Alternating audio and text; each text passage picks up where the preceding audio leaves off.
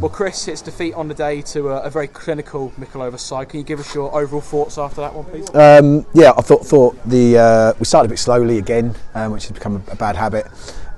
Conceded the goal, and I actually thought we did all right first half. You know, we sort of had one or two chances before we scored. Asked them one or two questions. Got an equaliser, went in at half time. You know, really happy. You know, I thought we had a spring in our step. But it was a killer losing Luke, wasn't it? You know, just before half time, centre half. Coupled with Hughesy as well, it just at half time I was concerned, knowing the area, their strengths in the final third. I thought they were very clinical. To be fair, they won the game in a 15-minute spell, didn't they? Got 3 goals, and you know, I've got to give the boys credit though. Last week I did come from a bit, but you know, they kept going to the end, and it was tough going out there for that last half an hour, but they dug in and they just kept going, and give them a bit of credit. I mean, I will say this, I thought Rod was absolutely outstanding. I thought he was a breath of fresh air for us today.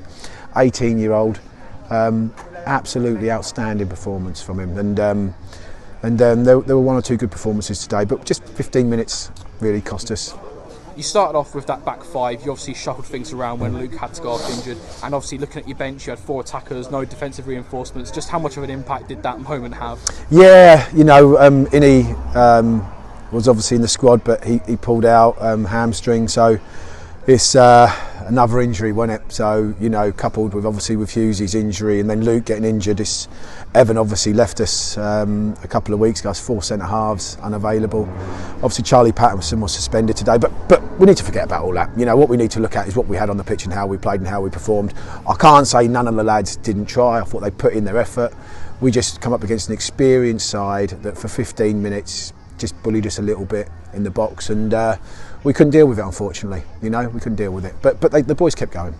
The second goal was obviously a very contentious penalty decision, to say the very least. He did go down very easily, but ultimately, you know, we've given the referee a decision to make, haven't we? Yeah, you know, it's one of them ones where I think if it's not given for you, you'd be upset. If it's given against you, you're upset. So I just thought the referee had a decent game, to be honest with you. I thought he kept on top of it. I thought they got frustrated over a couple of things, but I think you could tell when someone's injured and when they're not. But overall, you know, they just, you know, the penalty came at a bad time. I mean, look, there's never a good time to concede a penalty, but we come in at half time on a bit of a high, and then we come out, and like I said, them first 15 minutes just tough. Yeah, I suppose that second goal must have given them that momentum. Their tails were up. They obviously got the third and the fourth. And how do you approach the rest of the game, you know, with it being 4-1 for quite a while? Yeah, well, the thing is you know, over the years I've learnt to not do anything silly, so that it becomes 6-7-8-1. So we just literally set ourselves out to be a little bit harder to break down, and then you know, for the last 10 minutes we thought we'd have another go and put Jensen on and try and get a goal, or maybe just cause a few problems. But overall, you know, it just wasn't to me. It wasn't our day, was it?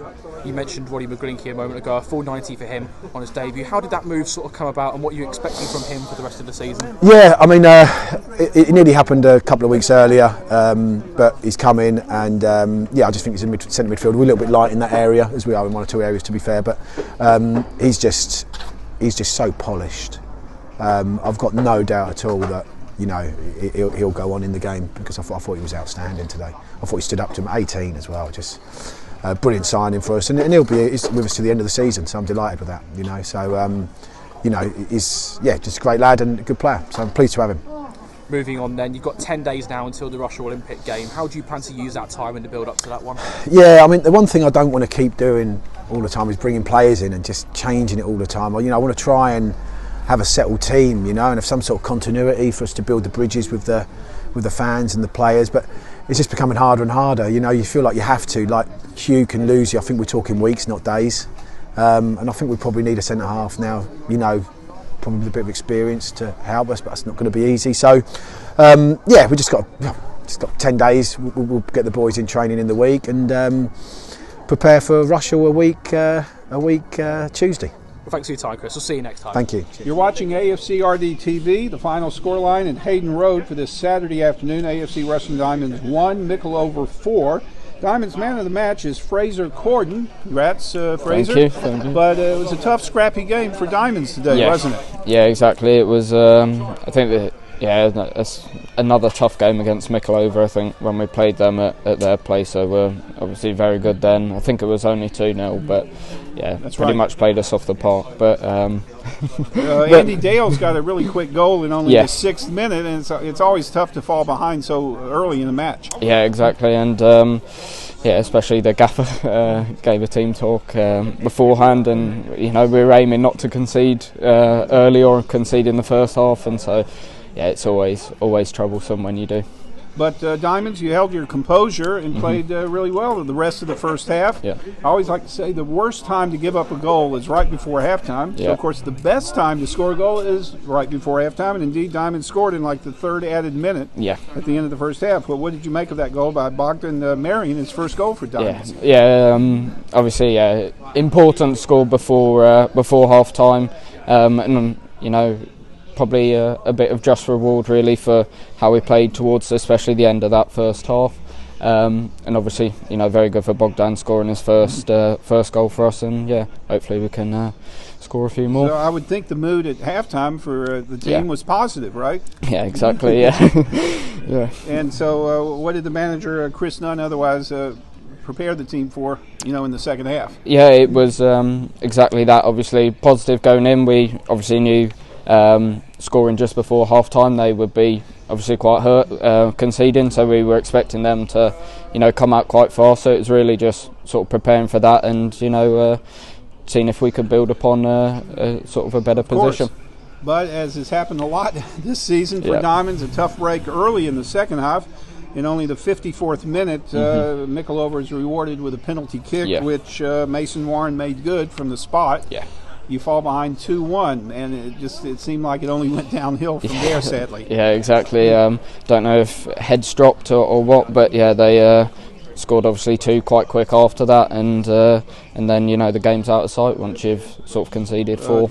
Dale scored another goal, finishing Yeah. with a brace on the day, and big old Pablo Mills, he's maybe a little quicker than he appears on the pitch, but he scored a goal as well. Yeah. Finished 4-1. So the mood of the team, it's tough to explain. You just have to keep on keeping on and Exactly, go for yeah. the next match. Yeah, we just have to keep going, and I think as a team we kept going towards the end of this match as well. Obviously, when you concede 4, heads are down, and the game is out of sight at that point. But I think we continue to battle hard. Maybe could have created a few more chances toward the end, but we can't fault anyone's effort within that. Well, personally, how do you feel about this season? You've come on strong for Diamonds. You're Yeah. now one of the veteran players actually for AFCRD and the AFC R&D. What do you think? Yeah, obviously fantastic for myself really, pushing up from the 21s or the 23s as they are now, and obviously getting some good game time and putting in what I think have been reasonable performances. But we just haven't had the results really, but obviously a positive for myself coming into the first team and making as many appearances as I have. Well, it's a bit of a long layoff, but we'll live to play again. Next match will be at home again at Hayden Road against was it Rushall Olympics? Yeah. So hopefully you'll get a win there. At least a draw. We haven't had only 3 draws all season, so who knows? But thanks for your time, Fraser, and well done today. Thank you.